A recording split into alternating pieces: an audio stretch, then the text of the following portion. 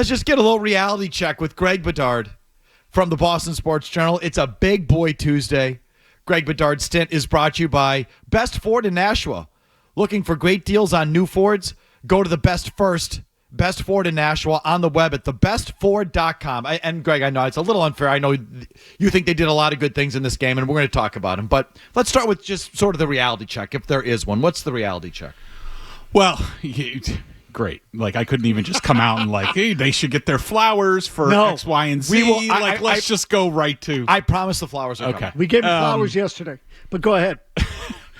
So I would just say the big thing coming out of this game, after giving them their flowers, because they deserve it. They were obviously well prepared for this game.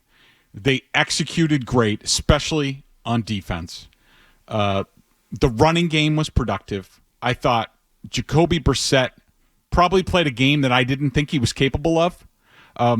He was sort of the anti-Brissett in this game in terms of, we've all heard lowest interception rate, stuff like that, even though, he almost threw one in the end zone. Thank goodness for Hunter Henry.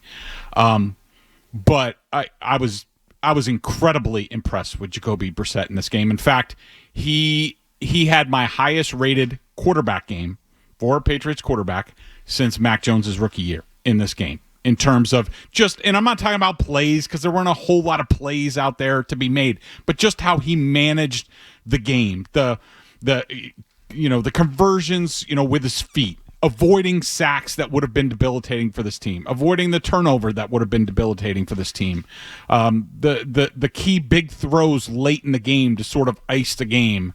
I thought Jacoby Brissett was great in this game. The kicking game was vastly improved over last year and was a huge factor in this game, including, Joey Sly and Bryce Behringer. But the big thing going forward is how repeatable is this? There were a few things going for the Patriots in this game. Number one, and you guys have certainly been talking about it. I was talking about it when the schedule came out. I thought getting the Bengals in week 1 was a good open for this team because the Bengals, as you now know, they stink early in the game, especially in the season opener, losing 24-3 to Cleveland last year. Mitch Trubisky comes in and beats them 2 years ago when Joe Burrow throws 4 interceptions. They're 1-9 in the first 2 games of the season under Zach Taylor.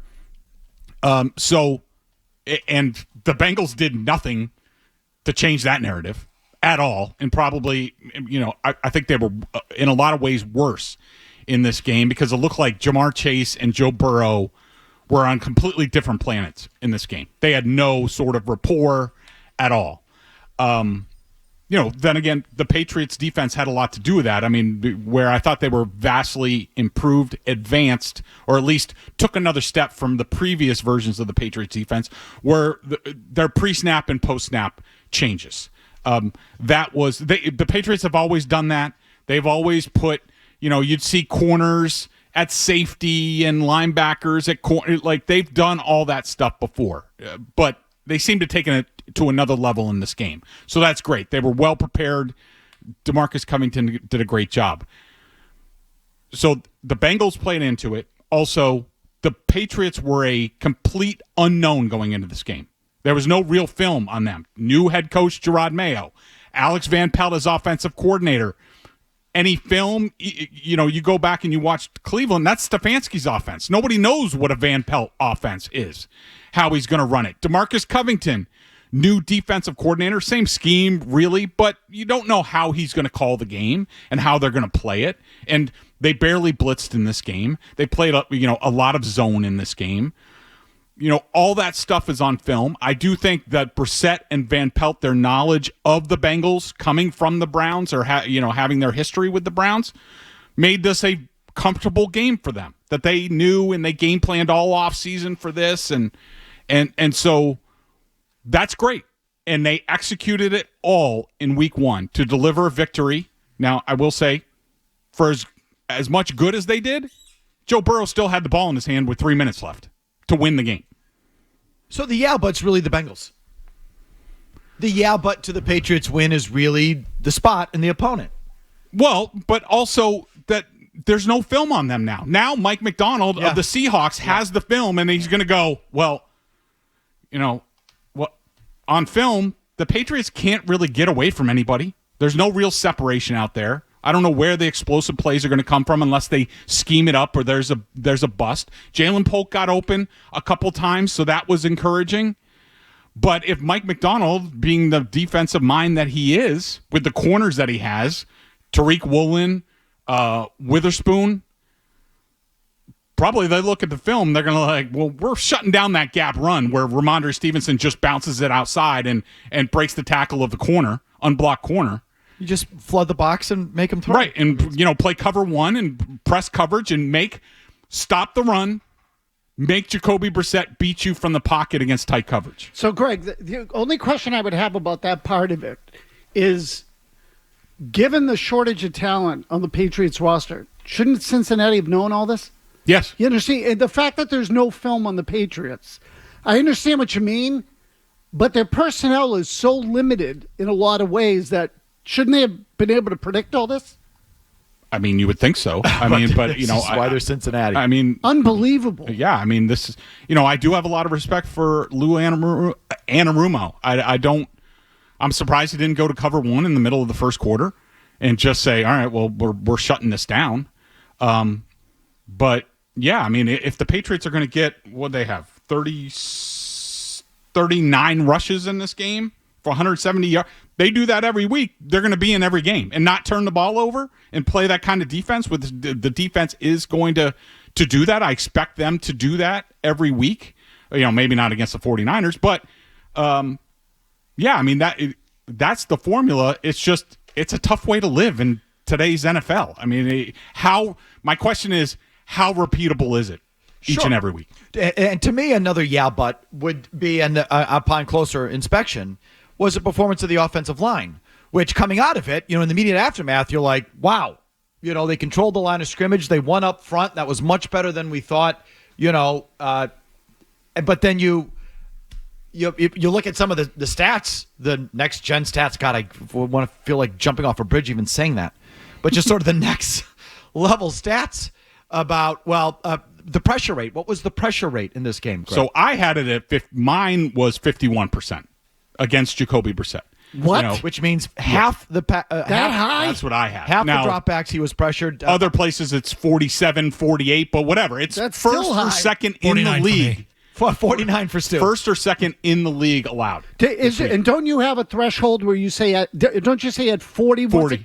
Once it gets over 40, you're in trouble? Right, and that's why I was so impressed with Jacoby in this game because, look, if that was Mac Jones, maybe not week one because it's a little bit different. You haven't been harassed week after week and, all that stuff where it starts to accumulate. So maybe for 1 week in the season opener, you can deal with it. But if it accumulates, forget it. It's going to be a turnover factory just like it's been the last couple of years here. Greg wrote on Boston Sports Journal, Patriots allowed an astonishing 51.7% pressure rate. Holy crap. Despite the Bengals blitzing just 4 times. That's the third most pressure allowed by a Patriots line since 2021, and both came last year. Brissett was hit 8 times in the game, often very hard. We all know pressure affects quarterbacks, but Brissett was mostly impervious to that on Sunday. Then we have the stuff about the running backs.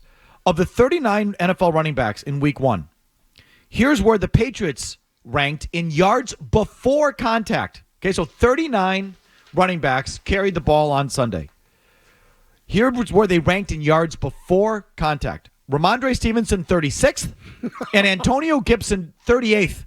And Ramondre Stevenson, his number was .08, so 0.8 of a yard before he got contact. 2 feet. Yep.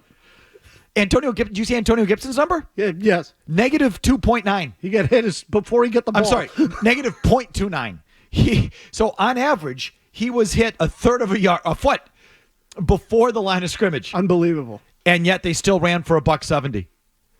You also heard yards after contact per rush. Stevenson 4.7, Gibson 2.8. Of the Patriots was the one I read was of Stevenson's 120 rushing yards, 118 came after contact. Incredible. So when you look at that, and that's sort of the way it felt, that I thought Brissett was really decisive, and when he tucked it and ran, and really bailed out the line, his left tackle particularly a couple of times. And I felt the same thing about Gibson and Stevenson spinning out of contact in the backfield. So it was like their skill players really bailed out the line is the long and short of it. Yeah, I thought, if it wasn't for Jacoby, what he did in this game, and Stevenson, then they would have been cooked. I don't know what they would have done on offense. So, hats off to those guys. They were spectacular. Stevenson, and what's a good, I think, indicator going forward, or to have reason for hope, is that, Stevenson's, I'm trying to find it. I had it. But his yards after contact was like 2.89. No, so I just said it. Okay. Yards after contact per rush.